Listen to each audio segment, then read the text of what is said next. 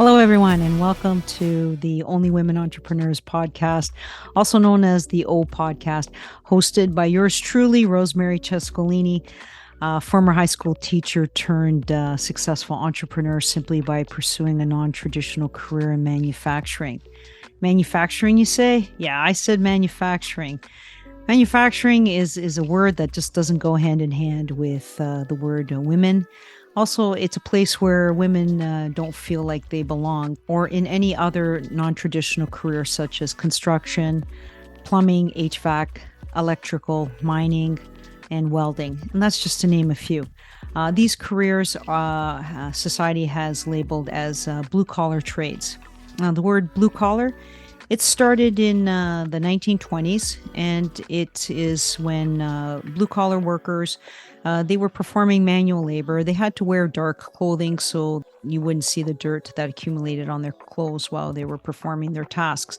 It also referred to a classification of people who are considered the working class. Honestly, I really don't understand why women feel this way today, especially if you take into consideration the role that women played in both world wars. With millions of men away from home and fighting for our rights and freedoms, there was a severe shortage of labor in all areas. So women were called by the government to perform some war work in roles such as mechanics, engineers, munitions workers, air raid wardens, ambulance drivers. Wherever there was a void, women filled it. And these wars created job opportunities for women in heavy industry and war production that traditionally belonged to men. So in summary, then it is a historical fact that women were able to excel in predominantly male industries. So what happened to women after the wars ended? Well, that's a good question.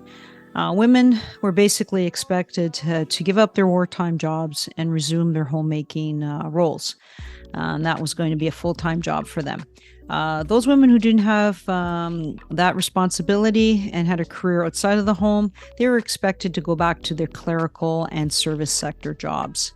As time passed, society created the stereotypes that women had low abilities, such as being poor in math and science, and for these reasons aren't able to excel in careers such as manufacturing and construction. Blue-collar jobs were seen as unsuitable for women because the term itself, it is derogatory, and that associates people as of lower social class, had little skills and education, and they had lower earning potential. You know, where would society be without our blue-collar workers? Let's take a moment to think about that. As you're probably driving to work, to your office job, perhaps an electric car, maybe a Tesla, or listening to this podcast on your iPhone. You know, people not only working with university degrees in offices, but you also need people to do the manual work like blue-collar workers to manufacture and produce a final product such as an iPhone or a Tesla. Electricity, solar, wind energy, roads, subways, heating, air conditioning, homes, schools, recreational centers. These are all wonderful commodities that we wholeheartedly enjoy and take part every day. And we also take advantage of them, and we take them for granted. And we have to thank the hardworking individuals who dedicated a life in the blue-collar industry. And without these blue-collar workers, our society will cease to function properly. In fact, our progress is beginning to slow down and is at the risk of regressing because with an aging population, very few people are pursuing a non-traditional career, as severe shortages are plaguing every industry. This in turn will severely affect the chain supply, where shortages will become the daily norm and prices will continue to escalate, making affordability for goods and services out of the reach for the general population. A perfect example is the housing market in Canada. With an influx of over 1 million immigrants annually, it has put a considerable strain on our housing market in that we don't have enough supply for the demand. Our homes have continuously increased 20% in the past 8 years, and the dream of home ownership is slipping away from young people and new immigrants. Thanks to the advancements of technology and with the collaboration of thousands of women like me, our sisterhood is beginning to change these perceptions as well as tell our stories and begin redefining the term blue collar as workers who are formally educated, highly skilled, and highly paid, just as much as a six-figure salary these days. In fact, today's definition of blue collar work still entails some degree of manual labor, but all the advancements in technology that have occurred have opened up new types of blue-collar industries, which include aerodynamics, filmmaking, electronics, and energy.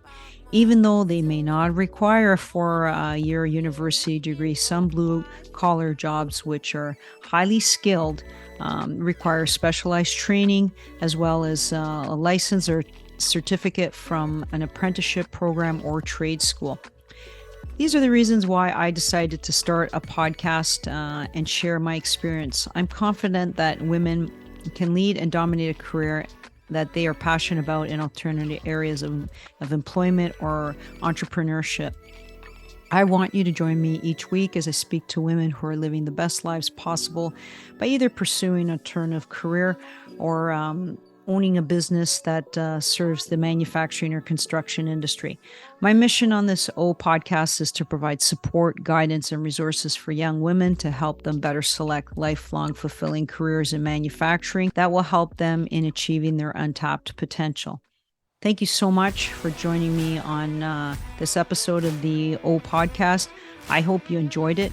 Please share it if you found it helpful so others can have a chance to listen in. And don't forget to hit subscribe so that you don't miss out on my next episode, which I'm going to be sharing my personal story. If you like the podcast, I would love a 5-star review. And I appreciate any feedback so that I can better serve my listeners.